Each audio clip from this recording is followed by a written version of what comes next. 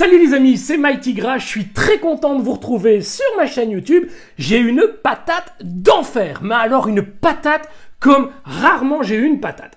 Alors, période un peu creuse dans le monde de la mid-close, vous le savez, pour cette année 2022, on n'a pas eu droit à énormément de nouveautés. Et il y a quelques jours, les réseaux sociaux ont été envahis de photos du salon Tamashi qui s'est déroulé à Tokyo pour cette année 2022. Et là, paf!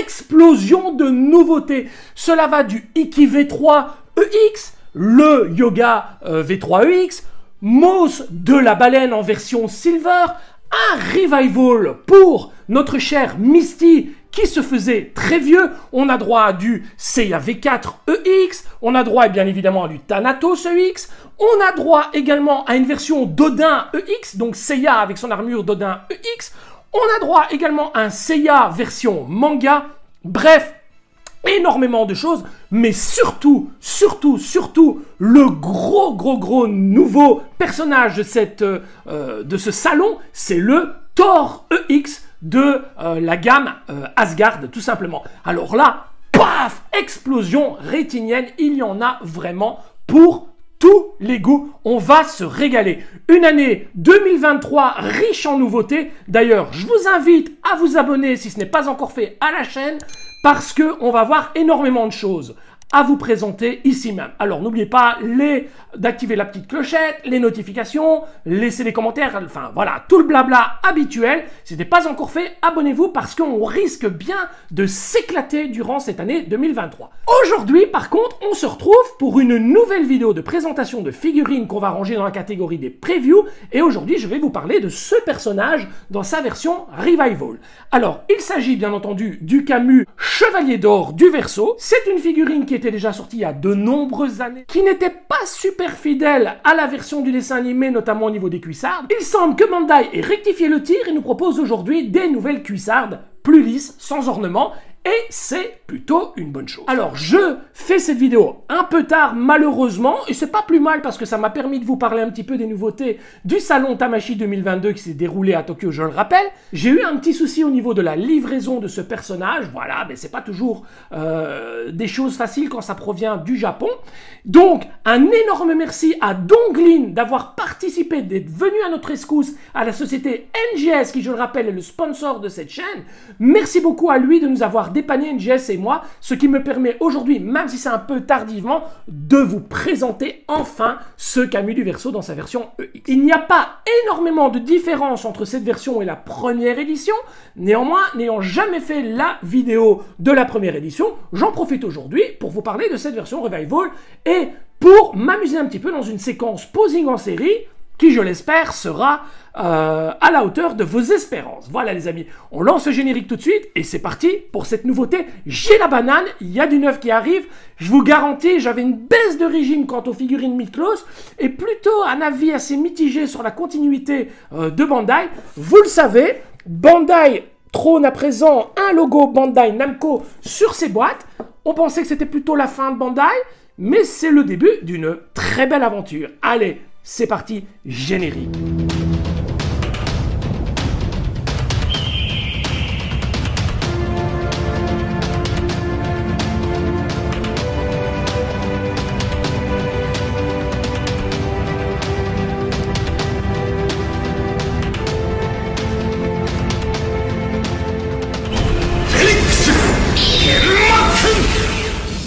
Rappel sur ce qu'est une version Revival pour les nouveaux collectionneurs. Une version Revival, c'est simplement une réédition d'une figurine déjà sortie il y a quelques années.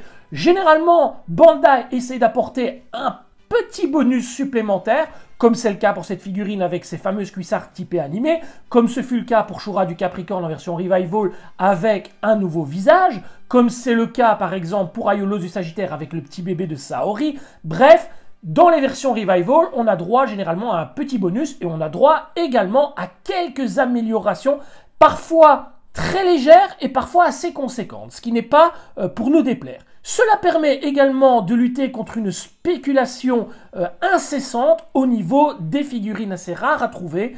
Les vendeurs plus scrupuleux n'hésitent pas à faire grimper la cote de certaines figurines et le fait de ressortir des versions Revival permet justement de redescendre la cote et de permettre à tout le monde, notamment aux nouveaux collectionneurs, d'acquérir des figurines à un tarif normal. Voilà, ça c'est pour les Revival. Alors, tout n'est pas sorti en Revival. On a eu droit, par exemple, au Chevalier d'Or. Il en reste quelques-uns à sortir. On a le Cancer qui est annoncé. Il restera le Taureau, la Balance et le Scorpion. Nous espérons par la même occasion que pour le Scorpion, qui est sorti dans une première édition avec un pantalon noir, nous espérons que la version Revival sera améliorée et que cette fois-ci, le personnage pourra bénéficier d'une tunique vraiment accurate à l'animé, c'est-à-dire verte. Sont également sortis en version Revival les Chevaliers de Bronze V1, les Chevaliers de Bronze V2 EX qui sont également sortis en version Revival. Et dernièrement, suite à l'annonce du salon, notre premier chevalier d'argent, Misty du Lézard, qui sera annoncé en version Revival. Nous avons également un chevalier de bronze secondaire, à savoir Jabu de la Licorne, qui est sorti en version Revival. Alors là, on a eu carrément une refonte totale du personnage. On ne s'est pas limité à quelques améliorations, mais vraiment une refonte totale du personnage. Cela veut dire que nous avons encore de belles années devant nous au niveau des rééditions. Cela nous permettra de remplacer des figurines qui ne sont plus vraiment au goût du jour face à des nouvelles versions EX au Revival, et c'est plutôt une bonne chose. Nous attaquons à présent la découverte de la boîte. Nous avons bien entendu une boîte plastifiée sur une Pandora à l'intérieur, donc c'est une boîte qui représente une Pandora que l'on peut retirer. Et nous avons toujours ce contour noir avec la constellation du chevalier, une face avant avec un personnage mais vraiment super élégant, tout en brillance avec une aura dorée, le logo Bandai juste ici, Tamashii, la désignation de la version Revival et comme je vous le disais pour les nouvelles figurines, le logo Bandai Namco. On ne se contente plus du logo Bandai, mais maintenant nous avons Bandai Namco. Et enfin, le logo Tamashii Quality. Espérons que le fait de passer chez Bandai Namco améliorera la qualité des figurines, surtout les peintures qui ont tendance à s'abîmer rapidement. On remarquera également que depuis un certain temps, depuis quelques figurines maintenant, il y a de l'huile en conséquence sur les armures des figurines, ce qui est plutôt une bonne chose. Je profiterai également d'avoir la boîte sous la main pour vous comparer rapidement les deux boîtes. Et là, la première édition et la seconde. On voit tout de suite qu'on a le logo rouge. Forcément, c'est une version qui est sortie il y a quelques années, Bandai étant passé sur un logo bleu. On remarquera que les boîtes sont plutôt similaires, mais que la pose de la première édition est quand même vachement plus sympathique. Je trouve le personnage très sévère, très autoritaire, et je trouve la pose réalisée sur cette boîte plus jolie que celle-ci, même si celle-ci reste très belle malgré tout. On remarquera aussi que les cuissardes sont totalement différentes. Nous avons la première cuissarde ici typée manga qui n'était pas du tout accurate dans la première édition, tandis que la version Revival a été améliorée avec les cuissardes lissées sans ornement. Nous remarquerons également que nous n'avons pas de brassières. Là est toute la question, les brassières. Pas mal de sociétés de résine les mettent, je pense notamment à Tsume, je pense à Fox Studio. Je ne comprends pas trop ce délire. Moi, ma version de Camus, celle que j'ai en mémoire de mon dessin animé favori, ne possédait pas de brassière. Alors, mettez-moi vos avis dans les commentaires, on en discutera sans aucun problème. Faut-il réellement des brassières ou pas pour Camus du Verseau? Là est la question, parce que certains disent que oui, certains disent que non. Moi, à mon sens, pas de brassière et des cuissardes lisses, donc cette version beaucoup plus accurée. Les côtés reprennent tous deux le totem. L'autre côté reprend une pose d'Aurora Execution. De même que pour la face avant, la version première édition est beaucoup mieux exécutée. On a une finesse dans la courbe du personnage que l'on ne retrouve pas dans la version Revival. C'est un petit peu dommage, ils auraient très bien pu remettre exactement la même pose. Je sais pas, il y a un truc qui cloche un peu, je trouve le personnage un peu tassé sur cette face. Tandis que là, on a une élégance, un côté élancé du plus bel effet. Pour l'arrière, cette fois, on retrouve exactement les mêmes photos sur cette version, mis à part qu'on nous rajoute précisément la version manga ici. Voilà, une indication de la version manga.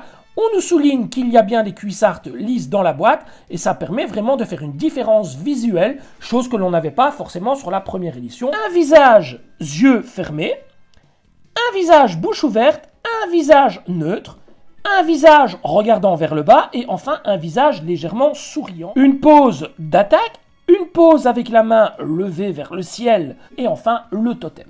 Donc une très très jolie boîte qui fait honneur à tout ce qu'on connaît actuellement au niveau des Chevaliers d'Or. 3 blisters pour cette figurine avec le premier blister qui reprend la figurine elle-même, les épaulettes ou épaulières, ces fameuses brassières dont on se passera volontiers pour le montage de cette figurine, les avant-bras, les premières cuissardes typées animées, tandis que nous avons ici les cuissardes typées manga que nous avions donc dans la première édition. Les genouillères, les jambières et enfin 4 protège-mains. Le deuxième blister reprend 4 visages. Refaisons un petit visuel du premier visage neutre que l'on retrouve directement sur la figurine. Le second visage est celui avec les yeux vers le bas. Visage hurlant, visage ricanant et enfin yeux fermés. Les cheveux qui permettent d'accueillir le diadème ainsi que les mèches de cheveux latérales qui permettent elles aussi d'accueillir le diadème.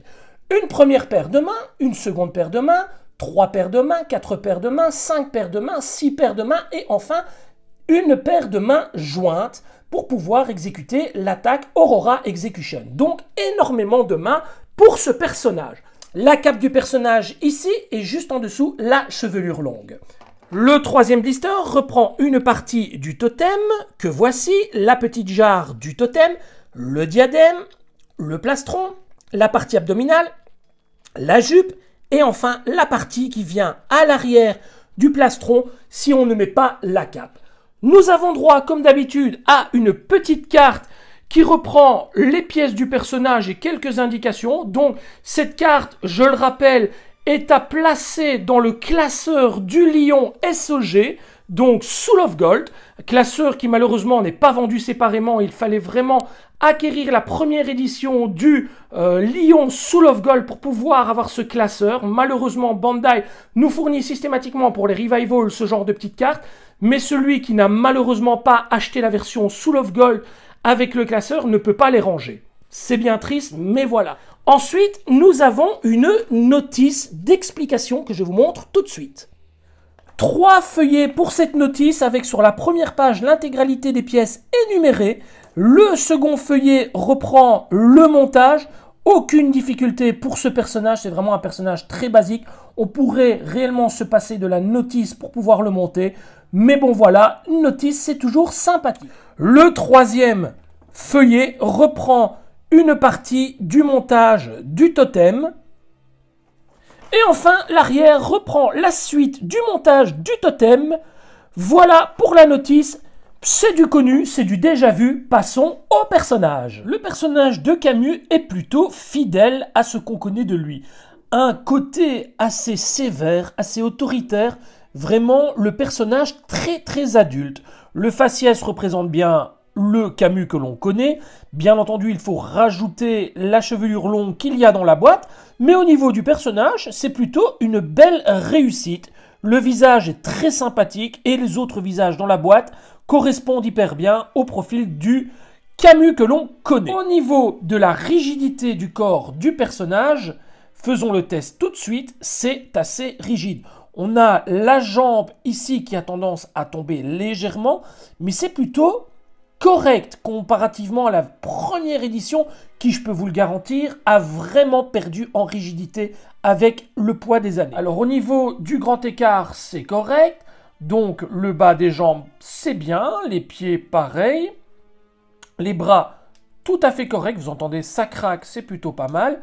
Épaules également. Les mains, les coudes, c'est plutôt sympa. La taille, oui, ça craque, c'est bien. Hein. La tête. Comme d'habitude, on retire les pieds, les mains et la tête. On lève les bras et on attaque tout de suite la première pièce. La première pièce qui sera montée sur le personnage sera donc cette cuissarde totalement lisse. Je vous fais un petit comparatif rapidement de près avec la version avec ornement beaucoup plus typé manga qu'animé. Et vous voyez qu'elles sont identiques à part les ornements, bien entendu. Genouillère, jambière. Jambière avec de l'or blanc et de l'or jaune. Vraiment une très très belle pièce. Je referme avec le pied. On fait à l'identique pour la seconde jambe.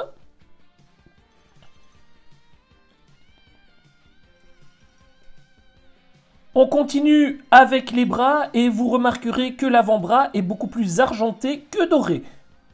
On viendra placer l'avant-bras de côté pour une plus belle harmonie avec le galpe de l'armure. Et on finira le bras avec le poing fermé. Le protège-main. Second bras de la même manière.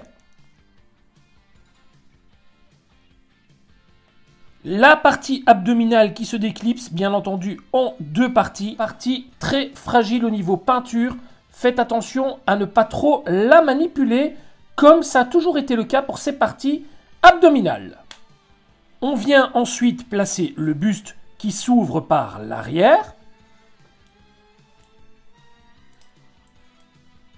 Et enfin, la ceinture. Alors, la ceinture est en plusieurs parties. Vous n'êtes pas obligé de tout retirer pour le montage, mais la partie sur l'avant, vous êtes obligé de la déclipser. Alors, vous avez également une partie juste ici au-dessus à venir retirer. Donc, c'est cette petite pièce en plastique qui viendra refermer l'avant de la ceinture. Vous écartez le tout et vous venez la clipser simplement. Vous refermez avec la petite pièce en plastique et vous venez replacer la pièce sur l'avant. On viendra placer ensuite les épaulettes.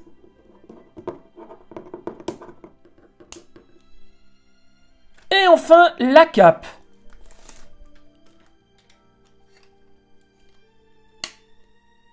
Il nous reste à présent le magnifique diadème à placer. Et pour ce faire, on récupère la tête.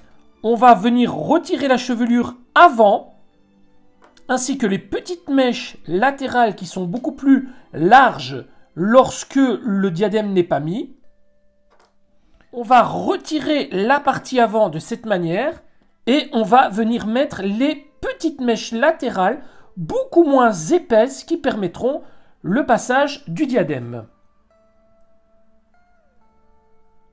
Ensuite, on peut venir refermer la pièce de cette manière et y placer la chevelure trouée qui accueillera dans quelques secondes ce fameux diadème.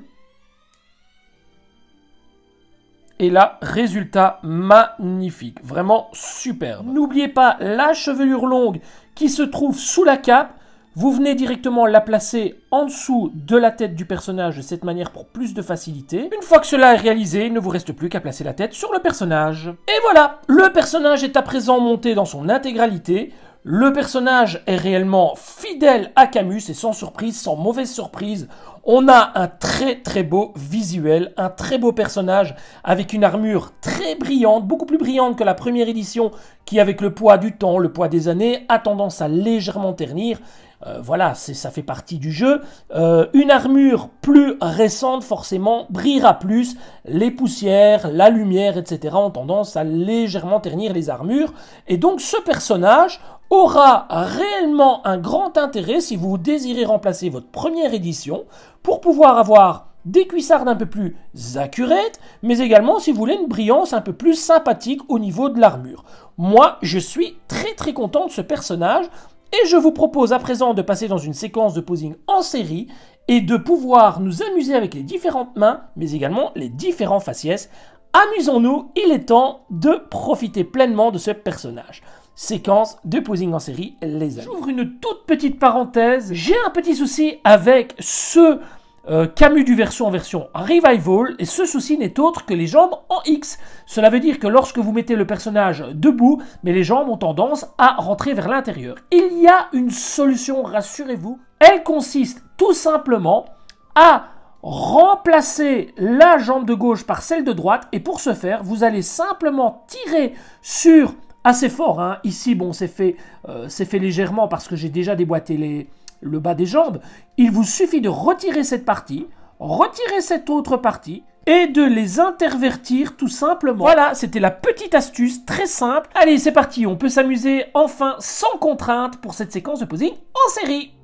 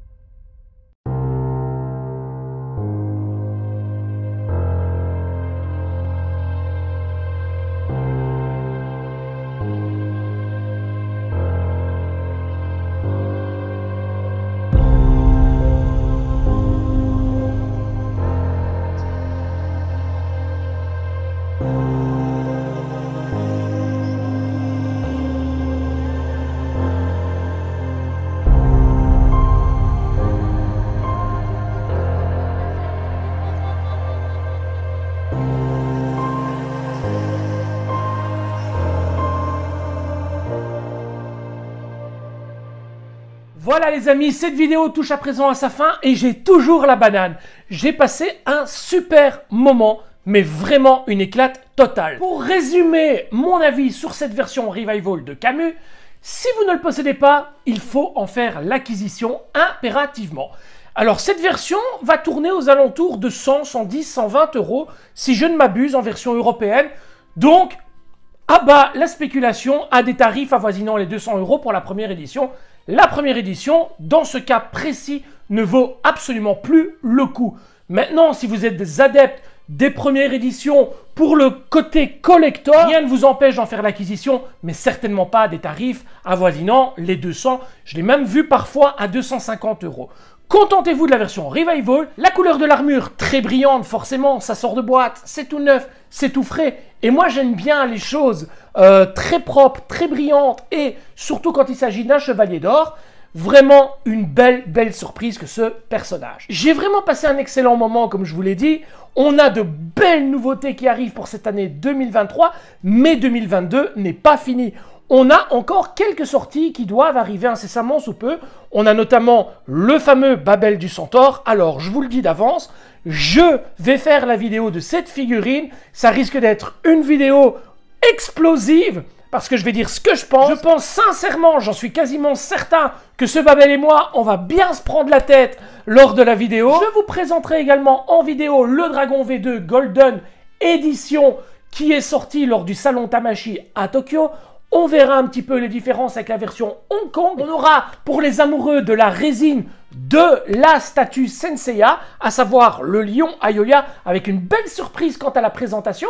Je vous présenterai également une version de Shaka de chez Fox Studio, une nouvelle version également, et je vous présenterai le bélier en version Fox Studio également. Donc, encore de belles choses à vous présenter pour cette fin d'année 2022, en attendant toutes les prochaines nouveautés de l'année 2023.